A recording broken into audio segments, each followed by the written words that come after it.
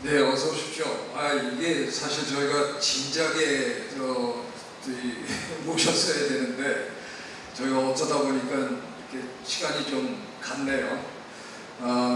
또 오늘 제가 이제 드릴 말씀 중에 하나가 우리 앉아 계신 어르신들 중에는 이 과정을 국립생태원이 여기에 지어지는 그 과정을 아주 잘 아시는 분도 계시고 별로 이렇게 관심을 안 가지신 분도 계실 텐데 그런 얘기도 오늘 제가 좀 드리고요. 저희가 여기 이런 기관이 생기게 된 데는 사실은 저는 생태학이라는 학문을 하는 학자로서 선생님들한테 정말 감사합니다. 왜냐하면 제가 이제 이런 얘기 막 하다 보면 정부에서 혼날 텐데 생태학이라는 학문이 그렇게 대단한 각광을 받는 학문이 아니었거든요. 우리 정부는 이렇게 당장 뭐가 돈이 되는 학문이나 이렇게 열심히 뒷바라지 하지 돈이 안 되는 거 같은 건 잘 안 해주잖아요. 근데 이 순간에 대한민국에 생태학이라는 학문이 너무도 중요하니까 충남 서천에 국립생태원을 지어줘야 되겠다.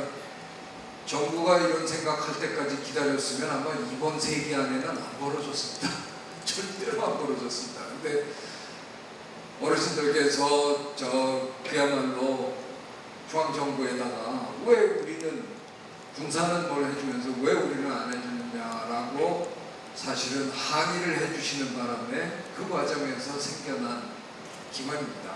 그래서 저는 개인적으로 이 나라의 그래도 생태학이라는 학문의 중요한 위치에 있는 한 사람으로서 너무너무 그 전 과정이 참 어렵고 겪으신 여러분으로서는 너무나 어려운 그런 과정이었겠지만 결과만 놓고 보면 저는 너무너무 감사합니다. 그래서 때로는 저도 불평도 합니다. 이게 국립생태원이 저 대전에 대덕에 가면 대덕단지에 가면 거기 국가 연구기관이 많잖아요. 그 연구기관 기관장들 만나면 제가 투덜거립니다. 에이, 당신들은 쉽잖아. 그냥 연구원들이랑 관리하면 되지. 나는 그냥 연구도 해야지, 교육도 해야지, 전시도 해야지. 그래서 서천의 경제적인 이득을 줘야 되니 이게 얼마나 골치 아픈지 아냐고 제가 투덜거립니다. 그렇지만 그랬거나 말거나 그 모든 게 참 너무 고마운 일이다 하는 생각이 듭니다. 그래서 제가 원래 이런 행정 업무를 좀 잘하던 사람이면 아마 일찌감치 이런 일도 잘 알아서 했을 텐데 그런 면으로는 제가 참 서툰 사람입니다. 대학교 수생활 쭉 하면서 한 번도 보직도 해보지 않은 사람이라서요.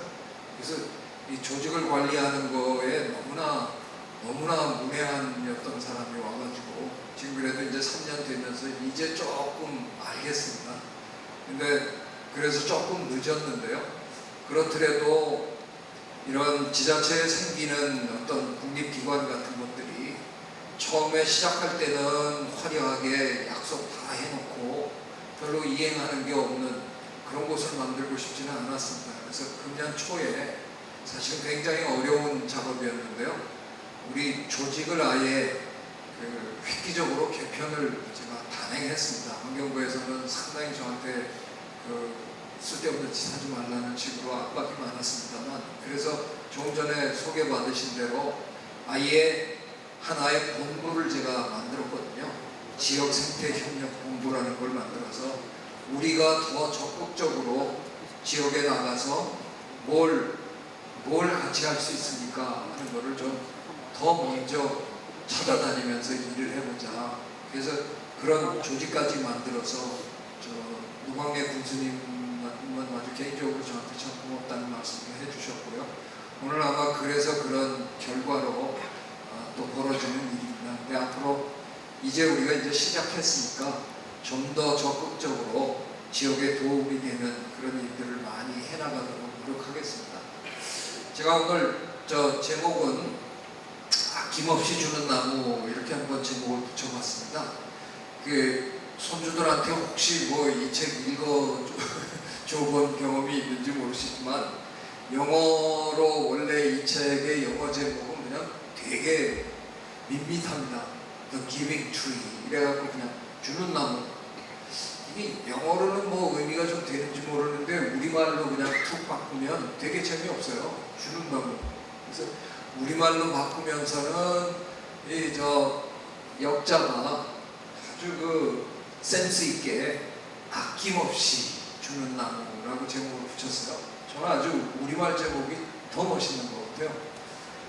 여기서 나무가 아낌없이 준다. 실제로 나무를 우리가 이렇게 생각해 보면 정말 그늘도 해주고 뭐 열매도 주고 뭐 별의별 거를 다 해주잖아요.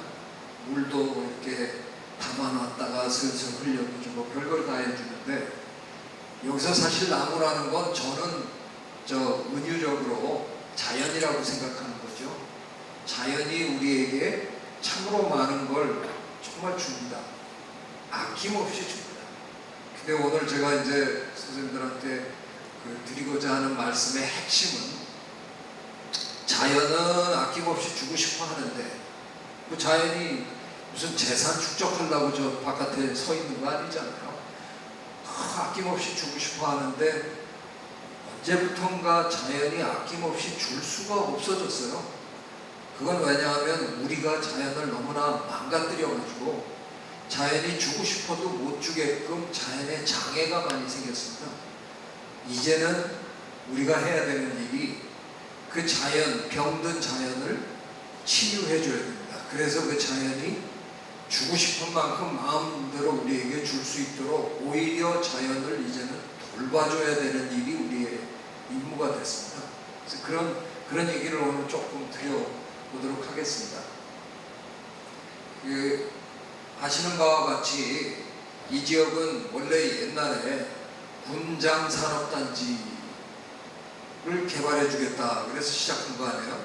근데 엉뚱하게 강 건너 군산은 단군 이래 최대 토목사업이라고 그래갖고 이 거대한 그 간척 사업을 해주고 왜 우리 장강 서천은 아무것도 안 해주느냐. 그리고 중앙정부에 쳐들어가셨던 거죠. 여러 해 전에.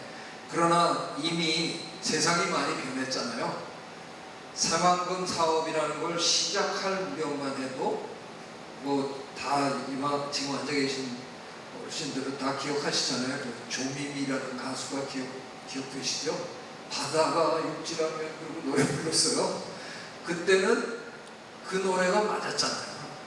그때는 우리의 꿈이 뭐였냐면 쌀밥이라도 저 시골선 이밥이라고 주로 이밥이라도 한번 배불리 먹었으면 좋겠다. 그래서 그때는 이 좁은 땅덩어리에서 어떻게든 바다라도 메워가지고 논을 더 크게 만들어서 벼농사를 좀 해야 되겠다. 그러고 시작한 사업입니다. 근데 이게 너무 오래 걸리다 보니까 저거 하는 동안에 추진하는 동안에 세상이 변해버렸어요.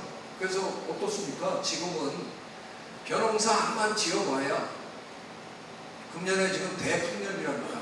근데 대풍년이 되니까 농민들은 또 걱정이잖아요. 이 쌀값 제대로 못 받을 테니까. 지금 쌀이 남아 돌아서 그냥 정부가 적당히 겨우 사들여가지고 어디 갔다가 재놓고 있는 거잖아요.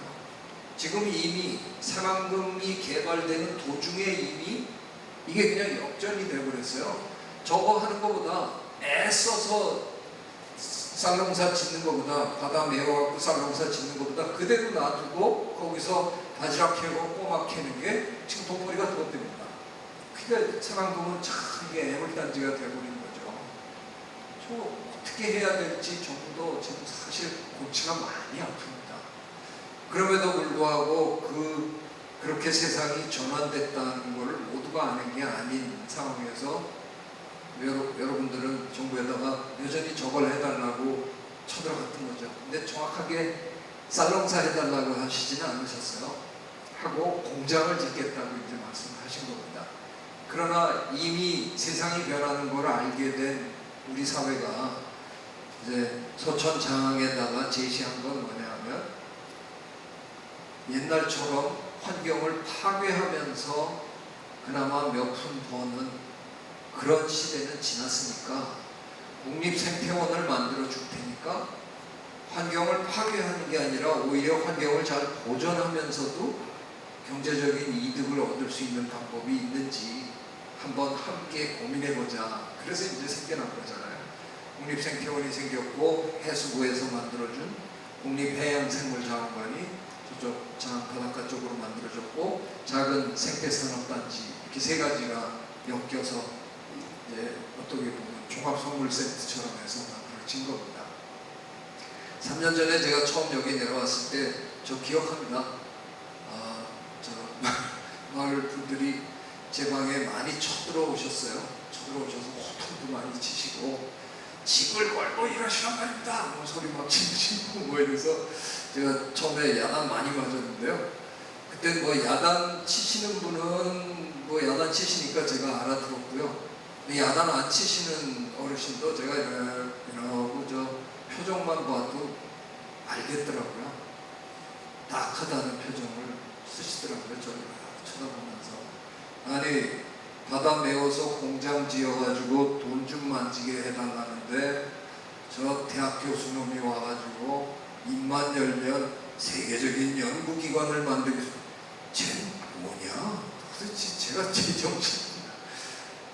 그렇게 시작을 우리가 했습니다. 근데 그래도 그동안 잘 관심 가져주시고 지켜봐 주시고 또 우리는 우리끼리 참 열심히 일했습니다. 그랬더니 이제는 어쩌면 그 새로운 패러다임이 먹혀 들어가는 것 같은 이제는 그게 조금씩 보입니다. 저 어떻게 아느냐면 전국의 다른 지자체들에서 저희들을 끊임없이 벤처마킹하러 옵니다. 뭔가 이게 되는 것 같아 보이는 겁니다. 그래서 당신들 동네에도 국립생태원 같은 걸 좀 만들어 보고 싶다. 환경은 전보다 더 깨끗해졌고 여기가 옛날에 그냥 논이었잖아요. 다 기억하시죠? 근데 그 논을 이렇게 개조해가지고 사람들이 와서 어떻게 이렇게 아름다운 곳이 있냐 하고 탐복하는 곳을 그냥 만들어냈고요. 그걸로 인해서 또 저 마을의 경제적인 이득이 지금 조금씩 보이기 시작합니다. 물론 뭐 갑자기 주머니가 두둑해지신 건 분명히 아닙니다. 그런 얘기 제가 드리는 건 아닌데 서서히 마을 전체에 그냥 새로운 그런 경제적인 그런 이득들이 이제 생겨나고 있습니다. 오늘 그런 얘기들을 제가 한번 정리를 한번 해보려고 합니다. 저는 뭐 사실은 제가 처음에 왔을 때 저 딱하게 보시거나 말거나 올 수밖에 없었습니다. 제가 2008년 1년 내내 총괄 기획을 했던 사람입니다. 이화여대 교수를 하면서 환경부에서 저한테 그걸 부탁을 하는 바람에 제가 이 밑그림을 그린 사람이라서요. 그래서 뭐 부상 한 놈이 초대원장 해라 그래서 사실 제가 되게 바쁜 사람인데 서울 일 다 접어놓고 저기 이 촌에 제가 와서 지금 3년째 살고 있습니다. 저 마누라한테 쫓겨났습니다.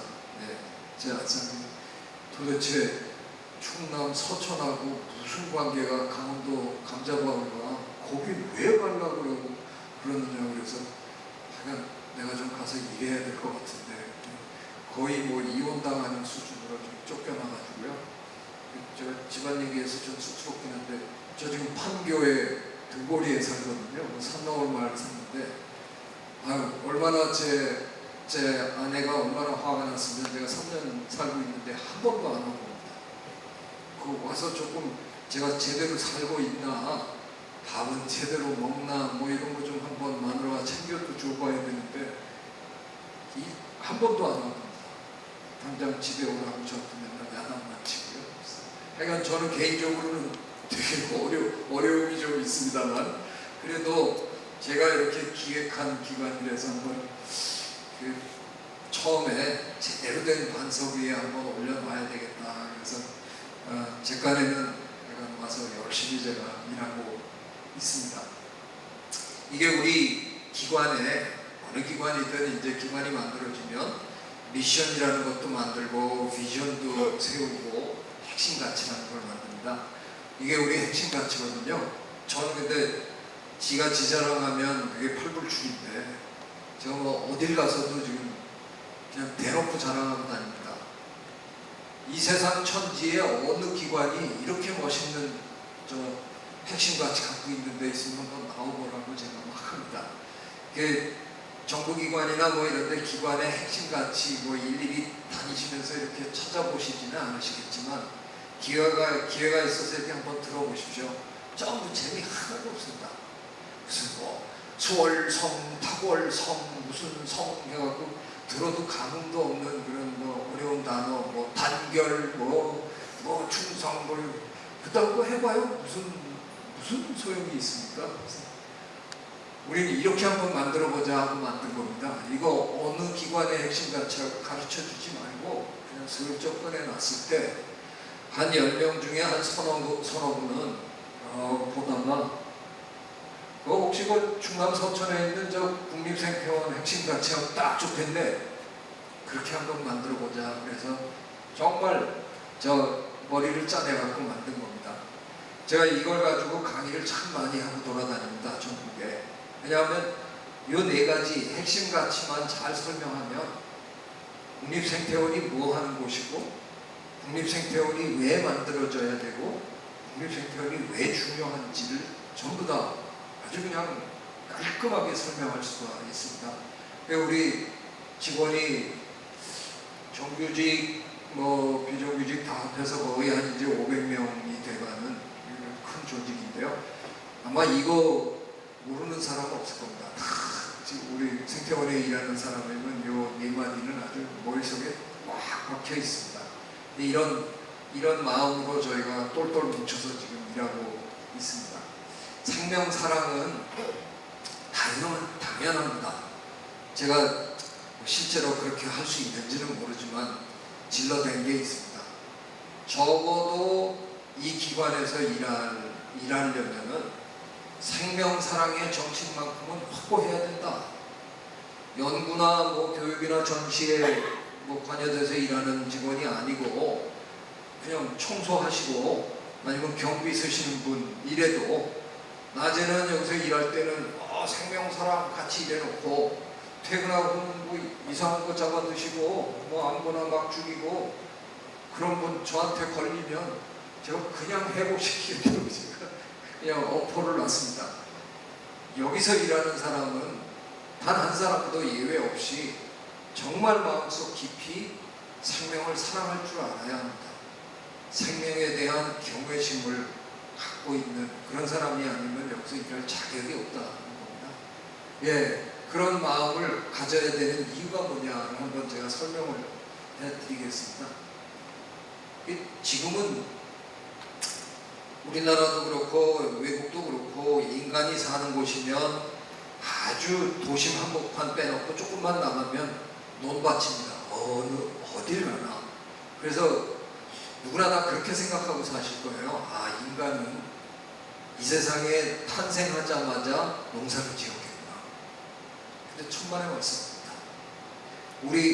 우리가 현생 인류가 지구에서 산 지가 지금 한 20만 년 정도 되거든요. 제가 진화생물학을 연구하는 사람이라서요. 저는 주로 이렇게 시간 얘기하면 몇십만 년, 몇천만 년 이렇게 얘기합니다.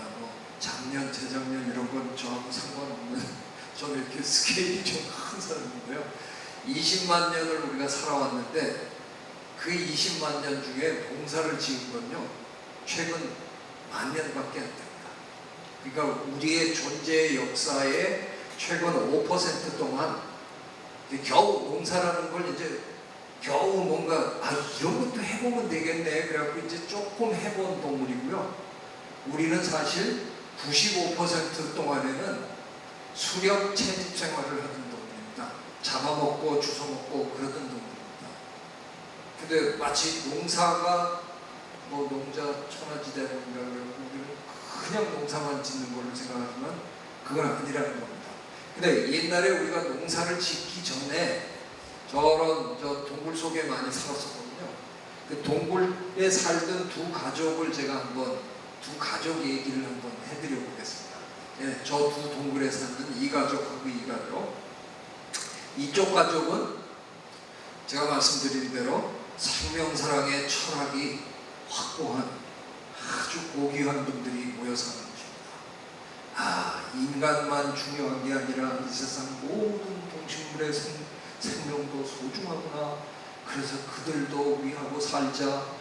우리가 환경을 깨끗하게 유지해야 그들도 살아갈 수 있겠구나. 그래서 항상 조심스럽게 살고 주변을 늘 깨끗하게 유지하고 아무거나 잡아먹으면 안 되겠구나. 그래서 굶어가면서 다른 생물들도 살 수 있게 이렇게 도와주는 아주 고귀한 인간들입니다. 저 집안에 이런 일도 벌어집니다. 어느 날 한밤중에 맞선주가 화장실에 가야 되겠는데 뭐 장항선 그런 밤이 있잖아요. 달도 안 뜨고 별도 없는 밤이면 밖에 나가면 진짜 저도 어렸을 때 강릉서 클 때 그런 밤 여러 번 있었어요. 저는 눈을 뜨고 있는데 한 개도 안 보이잖아요. 완전히 깜깜한 밤이 있잖아요. 이제 그런 밤에 맞선주가 화장실에 가야 됩니다. 동굴 바깥으로 나갈 생각을 하니까 끔찍하잖아요. 이거 겁나니까. 이제 동굴 더 깊은 데로 갑니다. 슬그머니 더 깊은 데로 이렇게 들어가려고 하는데 이 할머니가 잡기가 이러셔가지고 어디 가냐? 물어요. 할머니 뒤가 마려워. 야, 이 녀석아, 뒤가 마려운 놈이 왜 그리로 기어 들어가냐? 밖에 나가서 누구 와, 이 녀석아. 맞선주 밖에 나갔다가 그날 못 돌아왔어요. 잡아먹혔어요. 일주일 후에는 엄마가 나갔다가 며느리가 나갔다가 죽어서 못 돌아오고요. 이 집안은 그러니까 계속 사람이 죽어나가요. 뭐 잘 먹지도 못해서 그렇게 자손도 많지도 않은데 그냥 계속 죽어나가요. 집은 깨끗해요. 다른 생물들 다 존중하고 아주 철학적이고 고귀해요. 네, 그런 집안하고 그 옆집은 그냥 편안합니다. 사람들이 그냥 뭐 아무거나 잡아다 먹고 부어라 마셔라 싸라 그냥 그러고 산다. 코는 있을 거 아니에요. 이 동굴 안에 막 싸고 버리고 썩고 이러니까 웬 놈의 집안이 이렇게 더럽냐. 냄새가 나고 파리가 들끓고. 할아버지가 그냥 그 얘기 듣다 마시더니 슬그머니 마실을 가시네. 쓱 한 바퀴 돌아오시더니 집에 오셔서 그냥 한마디만 쓱 하시는 거예요. 이사 가자. 저 당시 이사 어떻게 했을까요? 이삿짐 센터 불러서 뭐 이랬을까요? 가구도 없는데 그냥 이사 가자 그러면 이렇게 앉아 있다가 그럴까요? 그냥 일어서서 가면 그게 이사예요. 뭐 아무것도 없으니까. 그때 뒤에 남겨놓고 간 조개무지 그걸 패총이라고 하잖아요. 그거 요즘 고고학자들이 뒤지면서 저 당시에는 뭐 하고 살았나 뭐 이런 거 뒤지는 건데, 자 그러니까 무슨 얘기냐면 이 집이 이 동굴에 살고 있었어요. 근데 할아버지가 이 동굴 찾으셨대. 그리고 이사 가재요. 그냥 가면 돼요. 그러니까 저 당시에는 그냥 자기 동굴, 자기 사는데 다 망가뜨려 놓고도 좀 별로 안 좋네. 딴 데로 가지. 그리고 가면 됐어요. 지금은 그 불가능한 시대에 우리가 살고 있습니다. 우리가 너무 성공하는 바람에 지구가 완전히 인간으로 포화가 돼가지고요. 이제는 우리가 옮겨갈 곳이 없습니다. 대한민국이 너무 좁다고 좀 큰 나라로 이사가지. 그래서 우리 박 대통령이 저 캐나다 트리도 총리한테 공문 보내면 내년에 우리가 캐나다로 이사 가겠습니다. 캐나다 정부가 뭐라고 그러겠어요? 미친놈들을 나왔나? 지네가 뭔데 우리한테 와? 캐나다로 갈 수 있으면 얼마나 좋아요. 캐나다로 가시면 아마 한 분 앞에 땅 한 1,000만 평씩 다 나눠갖고 아주 좋을 것 같아요. 못 갑니다. 더 이상 우리는 옮겨갈 수가 없습니다. 이제는 이 자리에서 어떻게 하면 더 사람답게, 어떻게 하면 더 질 높은 삶이 살 것이냐, 그리고 이 땅을 어떻게 하면 고스란히 내 손주에게, 증손에게, 그 후손에게 물려줄 수 있을까. 다 망가뜨리고 건네주는 게 아니라 적어도 그 아이들도 내가 자연으로부터 누렸던 혜택만큼은 누릴 수 있게 잘 넘겨줄 수 있을까? 이걸 표현하는 말이 지속 가능성이라는 말이 그런 말입니다. 그거를 어떻게 하면 할 수 있을까를 하는 겁니다. 자, 정말 그래서 우리 인간은 내버려두면 자연을 파괴할 줄만 알지 자연을 보존할 줄 모릅니다. 그게 우리 본능에 없습니다. 자연을 누구보다도 잘 이용해 먹고 착취해 먹었기 때문에 만물의 영장이 된 거지, 자연을 맨날 이렇게 보살펴주고 살았던 게 우리가 절대로 아니거든요. 그래서 이거는 철저하게 연구하고 배워서 실천에 옮겨야 됩니다. 그런 일 잘해보라고 만들어준 기관이 국립생태원입니다. 아까도 말씀드린 대로 저희들은 연구, 교육, 전시 세 가지를 다 합니다. 왜 자연이 소중한가를 연구해서 그걸 대국민 교육을 하고 그걸 가지고 멋진 전시를 해서 많은 사람들이 와서 전시를 보면서 스스로 느끼게끔, 그래, 깨끗한 자연을 유지해야 되겠구나, 그런 각오를 하고 돌아갈 수 있게끔 하는, 그걸 하라고 만들어준 기관입니다. 그래서 생명사랑은 이렇게 중요한 거고요. 두 번째 있는 다양성은, 이건 뭐 너무나 당연히 우리가 해야 되는 겁니다. 왜냐하면 생태학이라는 학문이 어떻게다가 자연에 이렇게 다양한 동식물이 모여 사느냐를 그냥 연구하는 학문이 생태학입니다. 그래서 다양한 모습을 관찰하고 연구하는, 그래서 다양성은 너무나 당연합니다. 제가 이런 얘기 한번 혹시 선생님들 중에 외국 소설 중에 변신이라는 소설을 읽어보신 분이 계십니까? 카프카라는 소설가가 쓴 변신. 첫 문장이 이렇게 시작합니다. 눈을 떠보니 내가 가축이 되어 있더라. 눈을 떴는데 내가 벌레가 됐다는 거죠. 제가 지금 벌레가 됐다고 한번 상상해달라고 지금 부탁드립니다. 이 벌레입니다. 각자요. 이 이파리를 되게 좋아합니다. 그래서 제가 막 갉아먹습니다. 다 먹고 나면 이제 고민이 생깁니다. 난 똑같은 거 먹고 싶은데. 근데 저 자연에는 똑같은 식물이 바로 옆에 있는 경우보다는 막 섞여 있는 경우가 더 많거든요. 그러니까 제가 똑같은 식물을 먹겠다고 고집을 부리면 그 식물을 찾아서 길을 떠나야 됩니다.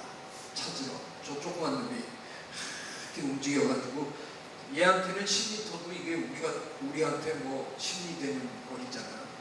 한참 찾으러 다니는 동안에 식물은 시간을 벌어서 또 생장하고, 그러니까 자연은 이래서 서로 이렇게 공존할 수 있는 거거든요. 근데 제가 예전에 코스타리카라는 중미의 나라에 많이 가서 열대에서 연구를 한 사람인데요. 어느 날 바나나 농장에 한번 가봤어요. 농장인지 공장인지 하여간 뭐 대단하더라고요. 그냥 바나나 이래서 이제 이걸 우리가 사 먹는 겁니다. 근데 이 농장을 산에서 이렇게 내려다 보니까 이제 이런 식으로 생겼어요. 바나나가 눈이 모자라게 이렇게 심어져 있는 거죠.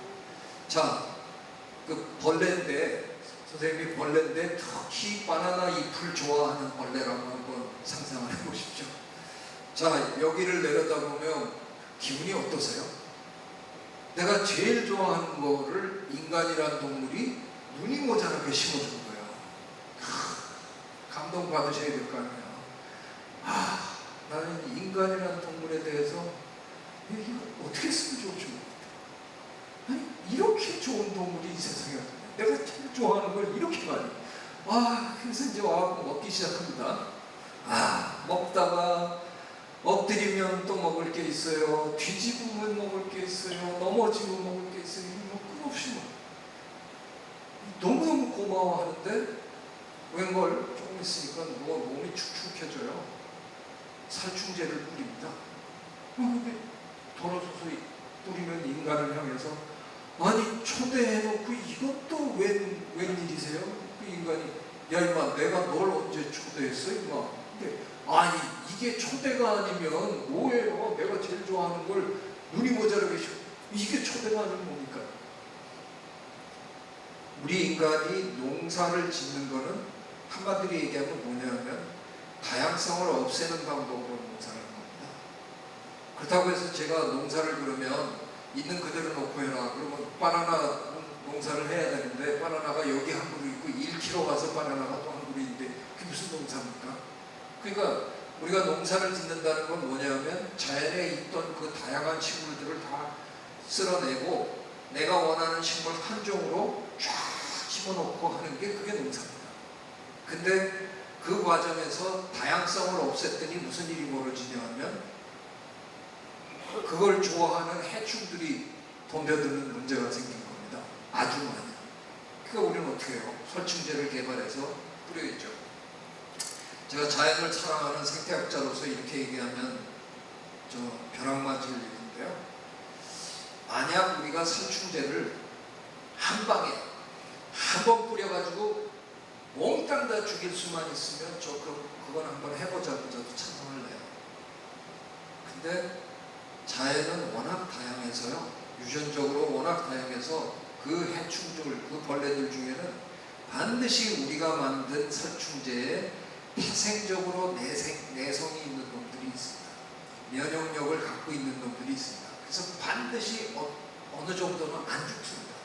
근데 우리는 대충 다 죽은 것 같으니까 기분이 좋아서 제거했다. 그리고 딱 돌아가요. 근데 그 살아남은 몇 놈의 알들에서 새끼들이 나오면 그 새끼들은 경쟁자도 없는, 옛날엔 바글바글 경쟁자가 있어서 많이 못 먹었는데 다 죽여줬잖아요. 그러니까 경쟁자도 없는데 턱 나오니까 너무너무 잘 사는 거예요. 그래서 또 알을 무지하게 많이 나가지고 요 한 2, 3년 있다가 나가보면 나 3년 전에 다 죽였는데 이 자식들이 또 어디서 왔어? 쫙 깔렸죠. 또 안 되겠네. 그래서 또 뿌립니다. 뿌렸는데 안 죽어요. 왜? 안 죽는 애들의 자손이거든요. 안 죽을 수밖에. 그러니까 우리는 어떻게 해야 됩니까? 또 실험실로 가서 이걸 더 독하게 만들어야죠. 독하게 만들어서 갖고 나와서 뿌립니다. 잘 죽네. 다 죽였는 줄 알았는데 또 다 안 죽었거든요. 그 자손들이 또 쫙 퍼지거든요. 그럼 우리 또 가서 더 독한 거 집어넣어가지고 뿌리고, 이 짓을 우리가 농사를 시작한 이래 끊임없이 하는 겁니다. 근데 그게 악순환이에요. 왜? 어느 순간에 이 동네 강에 물고기들이 배를 뒤집고 뜨기 시작합니다. 동네 사람들이 이상한 질병을 앓기 시작합니다. 왜? 자연은 순환하는 거거든요. 저 벌레를 먹고 사는 누군가가 있고 그걸 또 먹고 사는 누군가가 있고 제일 상위에 우리가 그런 걸 먹습니다.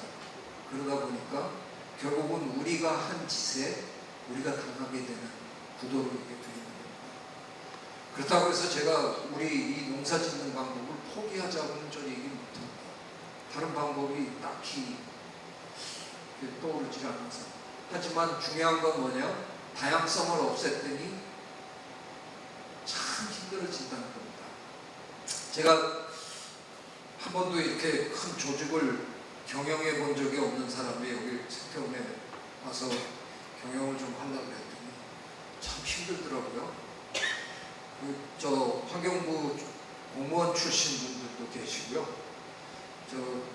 뭐 일반 기업에서 오신 분들도 계시고, 학계에서 온 분들도 계시고, 자영업 하다 오신 분들도 계시고, 시민운동 하다 온 분들도 계시고, 하여간 무지하게 다양한 사람들이 모였어요. 이 통솔이 참 어렵더라고요. 제가 그래서 누가 제일 부럽냐? 김정은이가 부러워요. 김정은이는 저는 김정은이 뭐 인생 쉬울 것 같아요. 이거 뭐 한마디만 하면 그냥 일사불란하게 다 말 듣잖아요. 그래서 안 듣는 놈 있으면 몇 놈 그냥 끌어내갖고 그냥 목침 되는 거고, 저런 조직은 운영하기 아주 쉬울 것 같아요. 김정은이 그 자식은 아무것도 아니네. 아이비하고. 근데 문제는 이런 조직에서 창의적인 경쟁력이 나온다? 그런 거 절대 아니라는 거 아시잖아요. 왜 자본주의가 공산주의보다 더 성공하고 있느냐? 자본주의 시끄럽지만, 자본주의는 이렇게 다양한 사람들이 모여서 시끄럽지만 서로 부딪히고 비비고 하지만 이들이 창의적으로 일을 하게 되기 때문에 이렇게 일사불란하게 일하는 이 조직보다 훨씬 지금 우리가 잘하고 있는 거잖아요. 그래서 사실은 이렇게 다양한 사람들이 모인다는 게 축복이에요. 그런 걸 연구하는 게 또 생태학이고요. 저는 뭐 조직의 장으로 이게 제가 통솔이 잘 안 된다는 거에 대해서 그렇게 서운해하지 않습니다.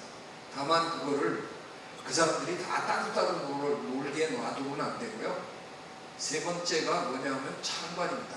이 창관이라는 게 뭐냐면 뿔뿔이 자기 각자 해가지고 그걸 그냥 합하는 게 아니라 모여서 힘을 합치다가 보면 전체 합한 것보다 더 커진다는 것입니다.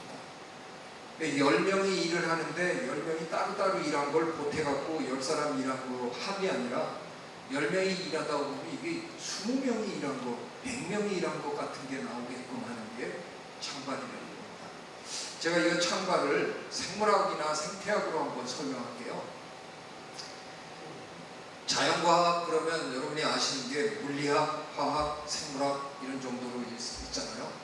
근데 생물학은 제가 평생 공부해 보니까 물리학하고 화학하고 너무 달라요. 물리학이나 화학은 1 더하기 1이 반드시 2이어야만 하는 학문입니다. 1 더하기 1이 잘못해서 2.1이 되거나 1.9가 되면 엔진이 멈추고 비행기 떨어지고 뭐 폭파되고 그러는 겁니다. 그건 정확해야 되는 학문입니다. 1 더하기 1이 항상 2여야 됩니다. 근데 생물학은요, 제가 평생 해봤는데 1 더하기 1이 2 되는 경우가 거의 없습니다. 그냥 좀 흐리멍텅합니다.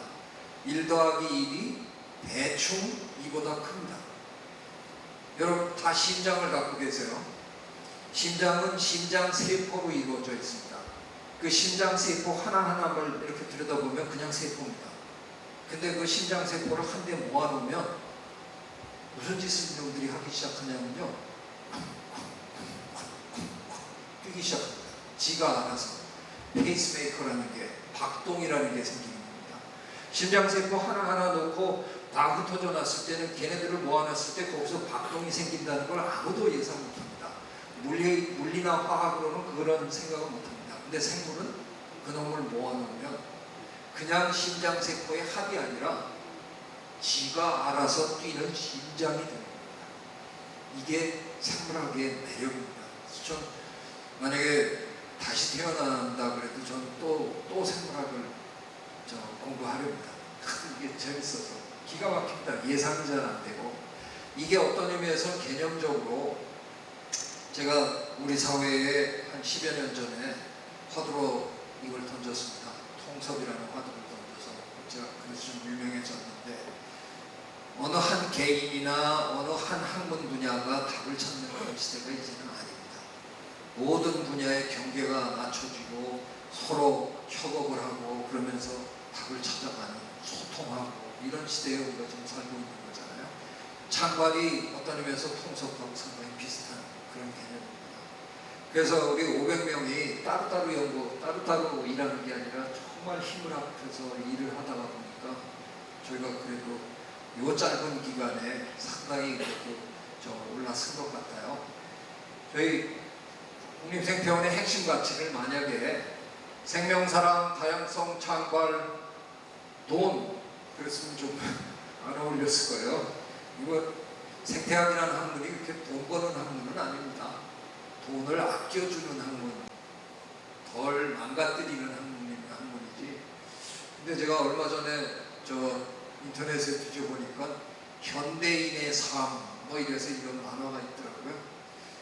선생님들 중에는 에이, 난 저렇게 안 살아, 난 돈 쫓아가지 않아 그러실 분도 계시겠지만, 뭐 톡 까놓고 얘기하면 우리 이러고 살기 이거 아니라고, 살려면 돈 필요하고 돈도 벌려고 이렇게 하다 그러고 살다 보면 어느 날 관 속에 누웠어요. 내가 이게 어떻게 보면 삶인데, 제가 전국을 돌면서 이런 얘기합니다. 국립생태원이 뭐 이렇게 매일같이 그냥 쉽게 올 수 있는 곳은 아니지 않느냐. 벼르고 별러서 아이고 충남 서천에 멋있는 데가 생겼다는데 한번 가봐야 될 텐데, 벼르고 별르고 돈도 조금 마련해서 맛있는 것도 사 먹으면서 뭐 이러고 오는 곳이라는 거죠. 남들은 1년에 한 번 올까 말까, 남들은 평생 와보지도 못하는 그런 곳으로 우리는 매일 출근한다. 얼마나 우리가 멋있는 사람들이냐, 제가 이제 전화하고 그런 얘기를 합니다. 남들은 죽기 전에 한 번도 가보지도 못하는 저 열대, 뭐 극지방, 뭐 그런 곳으로 우리들은 연구하러 또 가고 뭐 이럽니다. 뭐 우리들 중에 저 때 돈 번 사람은 없습니다. 생태학자 돼갖고 뭐 재벌 될 일은 절대로 없습니다. 하지만 뭐 그저 저 월급 받을 만큼 조금 받아서 소박하게 살면서 자연과 벗삼아서 멋있게 사는 사람들이 저희들입니다. 이렇게 해가지고 저희들이 한번 열심히 했더니, 제가 이렇게 얘기하면 좀 섭섭하실지도 모르겠습니다. 서천 장항은 사실 교통체증이라는 거를 별로 겪어보신 적이 없으시잖아요. 근데 우리 생태원이 나타나가지고 뭐 툭하면 주말에 교통대란을 일으켜서, 죄송합니다. 제가 뭐 그래도 저도 이제 여기에 지역민이니까 뭐 여긴 그렇다 치고, 제가 진짜 미안한 건 군산입니다. 여기서 차가 밀리면 하구뚝으로 밀려가지고 군산 저 이마트 쪽으로 밀립니다. 군산 경찰은 무슨 죄를 졌습니까? 군산 경찰 괜히 동원돼가지고 교통정리하느라고 힘든다고 아주 투덜대더라고요. 그래서 제가 군산 경찰 높으신 분 언제 우연히 만나가지고 제가 아유 죄송합니다. 환경부에서는 저희한테 이걸 만들어주고 1년에 한 3천만 명 정도는 관람객을 유치해라 하는 목표를 줬습니다. 근데 저희가 아시잖아요. 저희가 지금 2년 연속 100만 명이 여기를 다녀가셨습니다. 한 해에 관람객을 100만 명 이상 유치하는 곳이 일본의 경우에 일본 전역에 딱 3곳밖에 없답니다. 어마어마하게 힘든 일입니다. 왜요? 한번 계산해 보시고요. 주말에 우리 생태원에 10,000명이 몰려오면 교통대란이 일어납니다. 처음에 마서면 저 어르신들한테 저희 민원 많이 받았습니다. 경운기가 못 나온다고 그러셔가지고 뭐 죄송하다고 이러고 저희 끌고 살았는데, 10,000명이 몰려오면 이 앞에 완전히 뭐 난장판이 됩니다. 그런데 그렇게 주말에 10,000명씩 매 주말 빠짐없이 해도 그게 52만 명입니다. 그렇잖아요. 1년이 52주니까. 그 2배를 해야, 그 난장판에 2배를 해야 이게 100만 명이 되는 겁니다. 그러니까 100만 명이라는 숫자는 이게 뭐 다른 분들한테 이 지역 말고 딴 데 가서 얘기하면 다들 입을 못 다뭅니다. 어마어마한 숫자거든요. 그걸 어떻게 그래도 우리가 이렇게 2년 연속 지금 하고 있습니다. 그러다 보니까 저희가 한 2달 전에 공주대학의 교수님한테 용역을 주어서 국립생태원이 서천 지역에 어떤 경제적인 도움을 주고 있느냐를 한번 평가를 해달라고 했더니, 고속도로 통행량 한 1.5배 정도 늘었다는 거고요. 물론 뭐 저 음식점이라는 게 참 생기고 빨리 망하고 뭐 그런 속성은 있습니다만, 지난 2년 반 동안 서천 지역에만 음식점이 새로 200한 몇십 개가 새로 생겼답니다. 저는 그게 분명히 어떤 경제적인 현상이라고 생각합니다. 그래서 아까도 처음에 모두에 말씀드렸지만, 어르신들 주머니에 갑자기 뭐 주머니가 두둑해진 거는 아직 절대로 아닙니다. 하지만 그래도 갯벌을 망가뜨리지도 않으면서 자연 환경을 오히려 더 멋있게 깨끗하게 만들면서도 지역에 저희가 약간의 이제 경제적인 이득을 창출하기 시작한 것 같습니다. 그래서 이 패러다임을 저희가 잘 이끌어가면 어쩌면 전국에서 가장 멋진 지자체가 될 수도 있지 않을까. 그래서 저희들은 저희들대로 열심히 노력을 할 거고요. 근데 금년이 조금 걱정스럽습니다. 금년에 100만 하기 좀 힘들 것 같아요. 그죠? 아까 조금 늦게 들어오셔서 인사를 못 드렸는데, 우리 그 전시 본부장님이 계십니다. 저 인사 한번 하시죠. 저 이원효 본부장님이신데요. 네, 아까 우리 본부장님 인사할 때 못했습니다. 우리 이원효 본부장님은요, 저 여러분이 서울에 가시면 과천에 서울대공원이 있잖아요. 그 서울대공원의 원장을 10년 이상 하셨던 분입니다. 그래서 우리나라에서 이런 그 정치기관 운영에는 아마 최고의 전문가실 텐데, 정초에 제 방에 들어오시더니 온갖 인상을 다 쓰시면서 들어오시더니 원장님 큰일 났습니다. 왜 그러세요? 전문 용어로 말씀드리겠습니다. 개장빨이 끝났습니다. 예, 어디가 개장을 하면 처음엔 사람들이 그냥 옵니다. 뭔가 궁금해서 이제 몰려옵니다. 근데 그분들이 한번 쭉 오고 나면 그다음 다 안 오잖아요. 모든 전국의 지자체의 정치기관들이 다 애물단지가 됩니다. 1년, 2년 지나면 사람이 안 오니까. 근데 처음에 질 때는 예산 받으려고 해마다 몇 명이 올 겁니다. 이렇게 뻥튀기 해갖고 예산 받아갖고 지었는데 1년 지나면 그다음부터는 이제 안 오잖아요. 그 신문에 나오는 해마다 여기 몇 명씩 왔다 이러는 거 제가 언제 한번 대충 더 해봤거든요. 우리나라 정치기관들이 관람객 유치한 숫자를 더 해봤더니요, 세계 인구가 왔다 가더라고요. 얼마나 뻥을 많이 치면 그걸 다 합하면 말도 안 되더라고요. 근데 우리도 이제 그런 한 2년 지나니까 마법 그냥 꼭 가봐야 되는데 이런 분들이 대충 왔다 간 거 아닌가 싶어요. 그래서 이대로 가면 금년에 저희가 100만 명 못할 것 같습니다. 지금 적어도 한 10만 명이나 15만 명 정도 모자랄 것 같아서 지금 제가 요즘 잠이 안 옵니다. 그러니까 어떻게든 100만 명 하자. 그래서 지금 저희들 아주 비상입니다. 최선을 다하고 있는데 그 일환으로 저희가 하고 있는 게 개미 세계 탐험전입니다. 제가 개미를 평생 연구한 개미 박사인데요. 저 신기한 게 하나 있습니다. 저 개인적으로 세상에 개미처럼 흔한 게 없습니다. 그죠? 저 길바닥에 논두렁에 온갖 데 개미 다 있잖아요. 집안에도 개미 기어다니고. 그 흔한 놈을 제가 잡아다가 전시한다고 그러는데 제가 개미 전시를 이번까지 3번째 하는데요. 사람들이 구경하러 옵니다. 전 이해가 안 됩니다.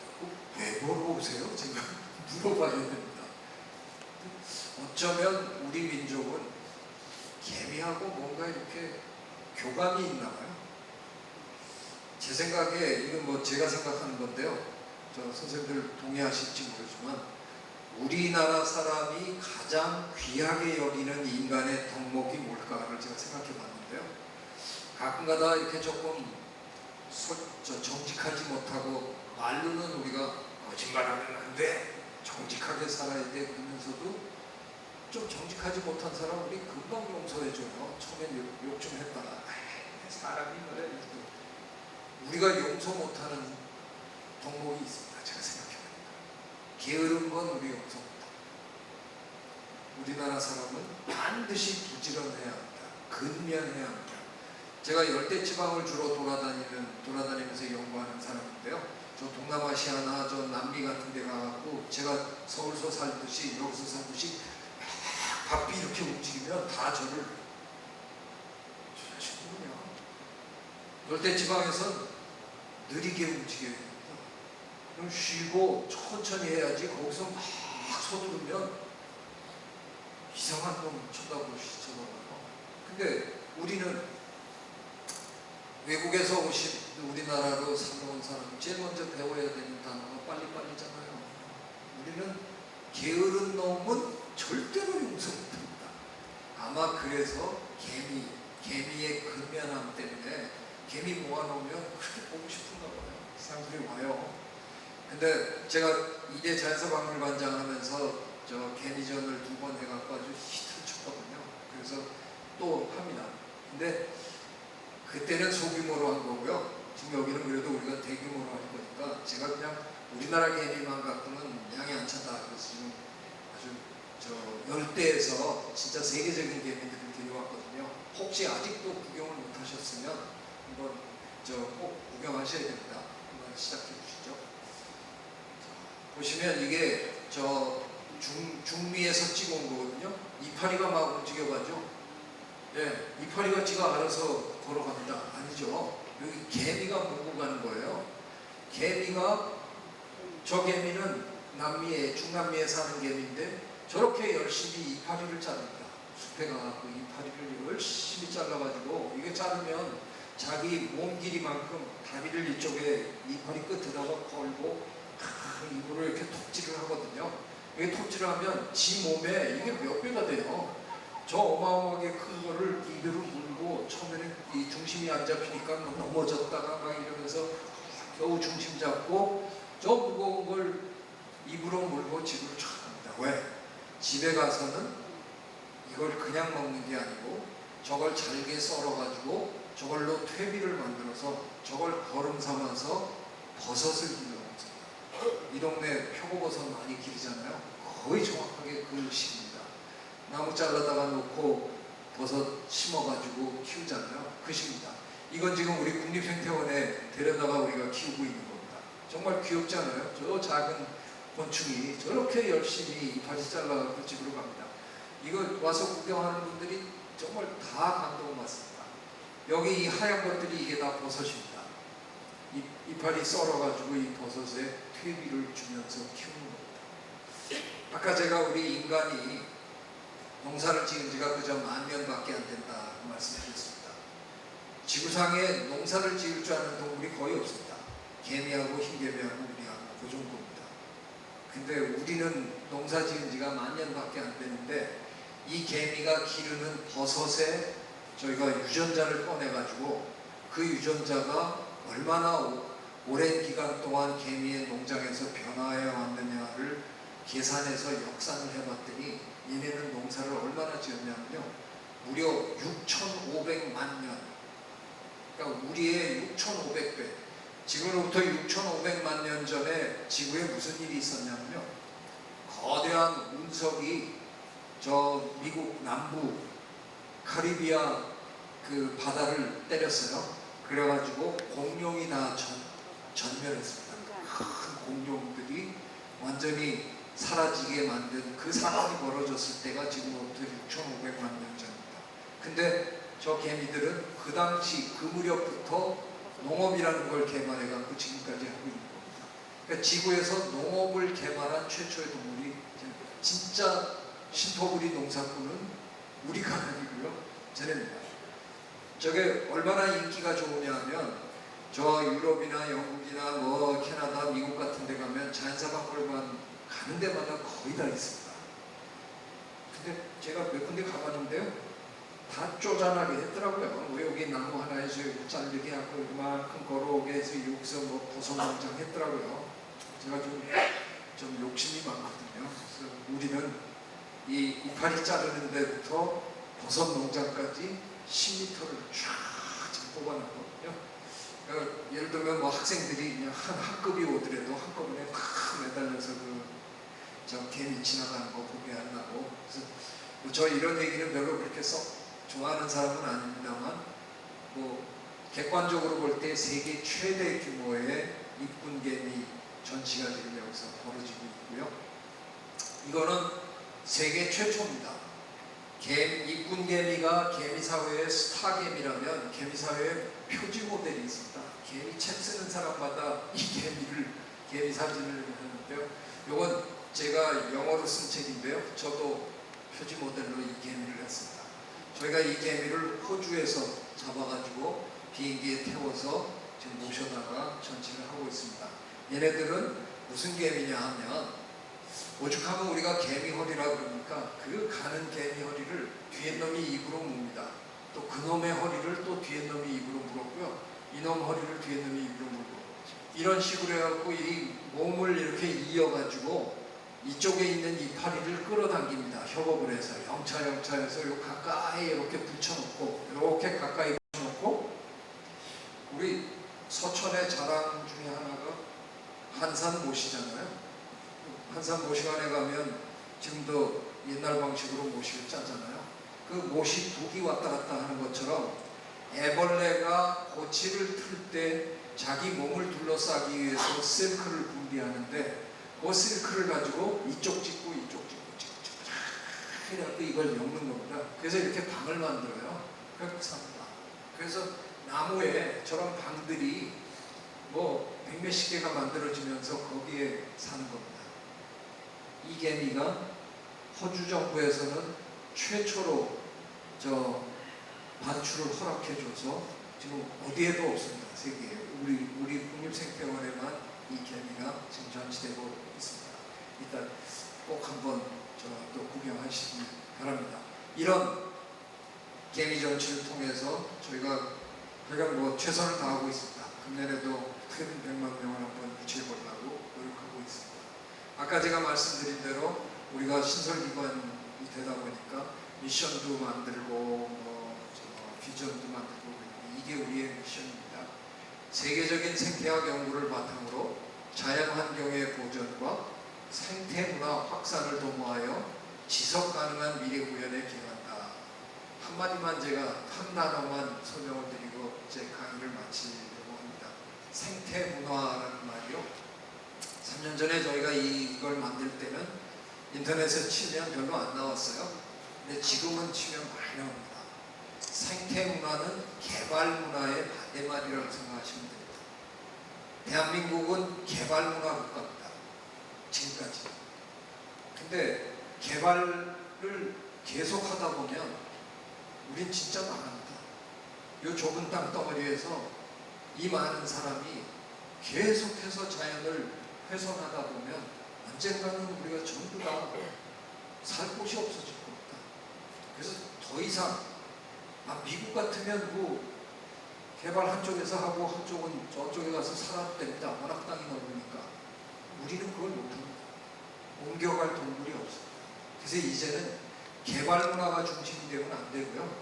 생태 문화가 중심이 되고 개발을 해야 될 때 그분들이 우리를 설득하게끔 만드는 이 문화의 전환을 이루어야 되겠다. 그런 일들을 앞으로 우리 국립생태원이 열심히 해나갈 생각입니다. 그렇게 연구하고 그 연구의 결과를 대국민을 상대로 교육을 하고 또 그 결과를 가지고 멋진 전시를 해서 많은 분들이 찾아오고 해서 또 그분들이 지역에서 경제 활동을 할 수 있게끔 그런 일들을 하렵니다. 제가 내일 모레 또 일본에 갑니다. 일본에서 저한테 뭐 이렇게 대국민 특강을 해달라고 해서 몇백 명 모인다는데 가서 하면서 우리 생태원 홍보를 열심히 좀 하고 올라고 합니다. 일본 관광객들도 좀 여기 많이 오면 좋겠다 싶어서 제가 노력하고 오겠습니다. 저희들 하여간 열심히 노력할 거고요. 아까 모두에 말씀드린 대로 저희들은 조직까지 바꿔가면서 지역생태협력본부라는 걸 만들어서 저희가 먼저 한 걸음 더 다가가겠습니다. 여러분께 다가가서 우리가 함께 할 수 있는 일이 뭡니까 하고 늘 묻겠습니다. 늘 관심 가져주시고요. 저희랑 함께 크셔야 생태원도 크고 소천도 아마 살기 좋은 곳이 될 거라고 저는 믿습니다. 그래서 그런 협력을 저희들이 함께 했으면 좋겠습니다. 예, 장시간 제 강의를 경청해 주셔서 대단히 감사합니다. 네, 감사합니다. 지금까지 그 좋으신 말씀을 전해주신 최재천 원장님께 다시 한 번 더 큰 박수를 보내주시면 여러분께 지금 여쭤볼게요. 우리 원장님 강의 좋으셨죠? 네. 강의하셨다고 좋으셨다고 생각하면 손 한번 들어주세요. 얼마나 들어주세요? 예, 감사합니다. 다음에 또 한 번 했으면 좋겠다라고 생각하시면 박수 한번 쳐주세요.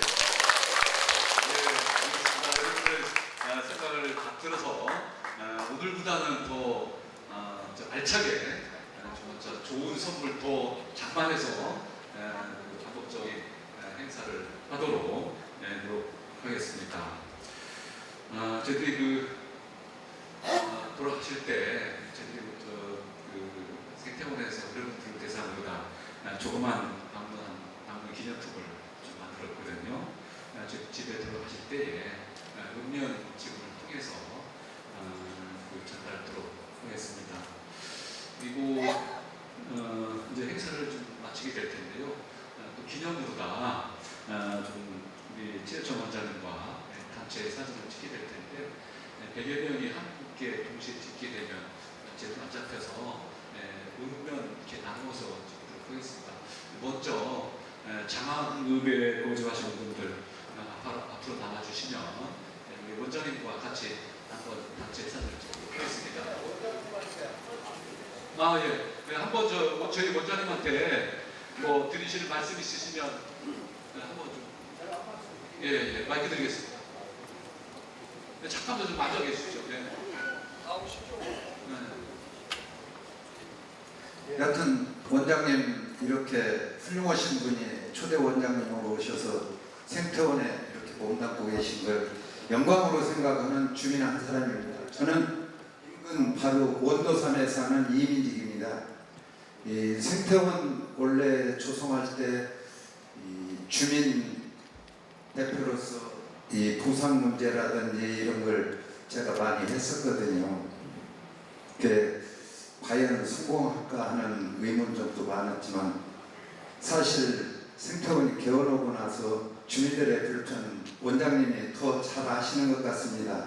그런 애로점을 가지고 여적 지탱해 왔지만 이 금년 봄에 주민가을 시간에 제가 그 원장님의 강의를 세계적인 박사님이신데 그 매스컴에서나 강의를 듣게 하지 말고 나구선님 계실 때도 문화학당에 초청 좀 해서 서천 군민이 같이 들을 수 있고 또 지역 주민과 친근감을 갖게 이런 자리를 한번 마련해 주셨으면 좋겠습니다 하는 그런 얘기를 해가지고 이루어진 걸로 알고 있습니다. 제가 그걸 건의했었습니다.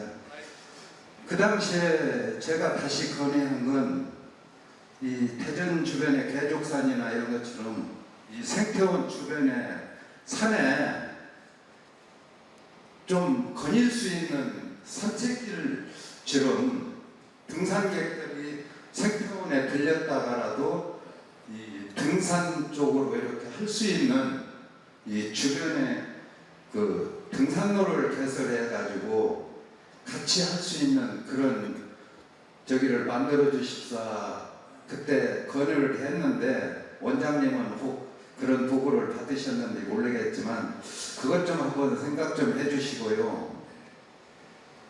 저희 불화가 원도삼한테 친환경 농사를 짓고 있습니다.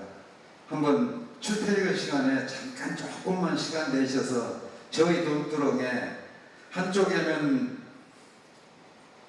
메리골드를 심고 한쪽에는 코스모스를 심고 또 한쪽에는 지금 막 올라오는 선원 사이에 있는 꽃무릇이 만발하고 있습니다. 시간 좀 내서 잠깐 들렸다 보시면 생태원과 연관돼서 조금은 주민들도 창선리가 지금 생태원 때문에 굉장한 혜택을 받고 있잖아요.